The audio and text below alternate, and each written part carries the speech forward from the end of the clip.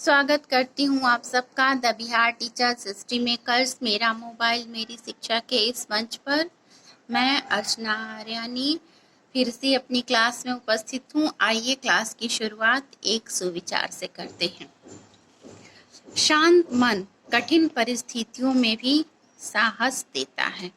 तो आइए हम शांत मन से अपने कठिन परिस्थितियों को दूर भगाते हैं और अपनी कठिनाइयों को ख़त्म करते हैं और अपनी क्लास की शुरुआत करते हैं।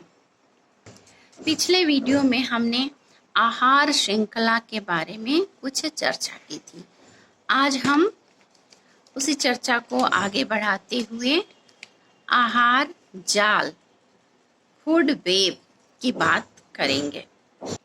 हमने पढ़ा है कि आहार श्रृंखला जो होती है, किसी भी पारिस्थितिक तंत्र की जो आहार श्रृंखला होती है वह एक दिशीय या एक पथीय होती है। किसी एक पारिस्थितिक तंत्र में एक से अधिक आहार श्रृंखलाएं हो सकती हैं। ये आहार श्रृंखलाएं हमेशा सीधी न होकर आड़े तिरछे एक दूसरे से जुड़ी हुई होती हैं और इस तरह से एक दूसरे से जुड़कर वे आहार जाल का निर्माण करती हैं।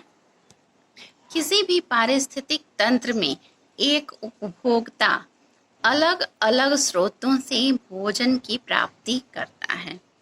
इसी कारण किसी भी पारिस्थितिक तंत्र में आहार जाल का निर्माण होना संभव हो पाता है। अगर हम ग्रासलैंड इकोसिस्टम या घास के मैदान की पारिस्थितिक तंत्र की चर्चा करें तो इसमें घास या हरे पौधे जो हैं वे उत्पादक में आते हैं और प्राथमिक उपभोक्ता इसका ग्रास हॉपर भी हो सकता है और शाकाहारी जंतु भी हो सकते हैं।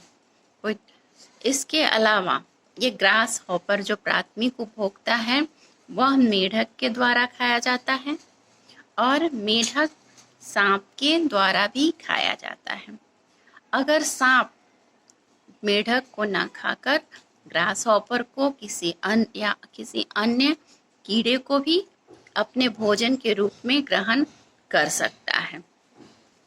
उसी प्रकार सांप ग्रासलैंड इकोसिस्टम में खरगोश को भी अपने भोजन के रूप में ग्रहण कर सकता है। सांप चूहों को जो प्राथमिक उपभोक्ता होते हैं उन्हें भी अपने भोजन के रूप में ग्रहण कर सकता है। तो इस प्रकार हम देख रहे हैं कि प्राथमिक उपभोक्ताओं को सांप द्वितीयक उपभोक्ता के रूप में कई उपभोक्ताओं को ग्रहण करता है। उसी प्रकार बाज जो द्वितीयक या तृतीयक उपभोक्ता भी हो सकता है। बाज ग्रास हॉपर को खा सकता है, मेढक को खा सकता है या सांप को भी खा सकता है। तो इस प्रकार किसी भी पारिस्थितिक तंत्र में किसी भी जीवों के लिए भोजन के अलग अलग स्रोत हो जाते हैं और इतनी अलग अलग स्रोत होने के कारण किसी भी पारिस्थितिक तंत्र में आहार जाल का निर्माण होता है।